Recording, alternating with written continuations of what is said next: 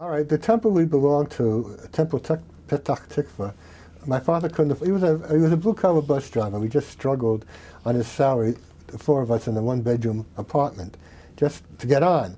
So when it was the high holy days, he would buy a ticket for one for him in the temple auditorium, now away from the main sanctuary, which was a beautiful, magnificent conservative shul. We never went into that. The only time I went into that was I was bar mitzvahed, or when a friend of mine was bar mitzvahed. So in the auditorium, he would get in, and me and my other Jewish friends, just for the fun of it, we'd try to sneak past the guard who wanted to see the ticket and get in.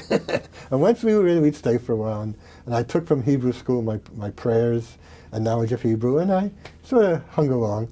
But that was the only time, Rosh Hashanah and Yom Kippur.